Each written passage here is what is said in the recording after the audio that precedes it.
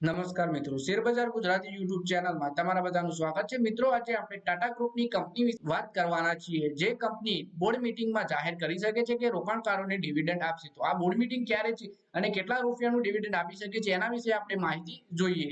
ટાટા ગ્રુપની company Tata investment corporation limited છેલ્લા એક વર્ષમાં તેના રોકાણકારોને બમ્પર વળતર આપ્યું છે. જોકે આ ઉછાળા બાદ છેલ્લા એક મહિનામાં કંપનીના શેરોમાં ભારે ઘટાડો જોવા મળ્યો છે. હવે આગામી સત્રમાં ફરી એકવાર સ્ટોકમાં એક્શન જોવા મળી શકે છે. વાસ્તવમાં કંપનીએ માહિતી આપી છે કે તે પરિણામોની સાથે સાથે ડિવિડન્ડ પર વિચાર કરશે. તેની સાથે તેની જાહેરાત પણ કરી શકે છે. બજાર બંધ થયા બાદ કંપનીએ આ માહિતી આપી છે. તેની અસર આગામી સત્રના શેર ઉપર જોવા મળશે. એટલે કે આવનારા કંપનીએ શું માહિતી આપી એ વિશે વાત કરીએ તો શેરબજારને મોકલવામાં આવેલી માહિતીમાં કંપનીએ કહ્યું કે કંપનીની બોર્ડ મીટિંગ 24 એપ્રિલના રોજ યોજાવા જઈ રહી છે. બેઠકમાં કંપની ડિવિડન્ડ અંગે પણ વિચારણા કરશે અને જો મંજૂર થશે તો તે ડિવિડન્ડ પણ જાહેર કરી દેશે શેરધારકો માટે. આ સાથે કંપનીએ માર્ચ ક્વાર્ટરના પરિણામોની પણ રજૂ કરવાની છે. કંપની 12 જૂન 2023 એક્સ ડેટ સાથે શેર દીઠ 48 રૂપિયાનું ડિવિડન્ડ વિતરણ કર્યું છે. અગાઉ 2 જૂન 2022 ની પૂર્વ તારીખે 55 રૂપિયાનું ડિવિડન્ડ આપવામાં આવ્યું હતું. એટલે કે લગાતાર સતત ડિવિડન્ડ આપતી રહેતી હોય છે કંપની પોતાના શેરધારકોને. ડિસેમ્બર ક્વાર્ટરમાં કંપનીએ કન્સોલિડેટેડ આવક 50.5 કરોડ રૂપિયા સુધી પહોંચી છે, જે ગયા વર્ષની સરખામણીમાં 34% થી વધુ છે. ત્રિમાસિક નફો 53 કરોડ હતો,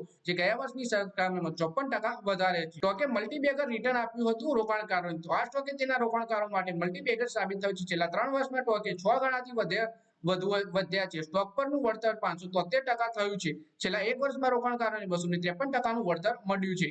આ શેર અત્યાર સુધીમાં 61% વધી ચૂક્યો છે. એટલે કે જો તીવ્ર ઉછાળા પછી માર્ચના શેરમાં તીવ્ર ઘટાડો જોવા મળ્યો હતો, પણ માત્ર 11 સત્રોમાં સ્ટોક 42%નો ઘટાડો થયો હતો. એપ્રિલમાં સ્ટોકમાં થોડી રિકવરી આપણને જોવા મળી છે.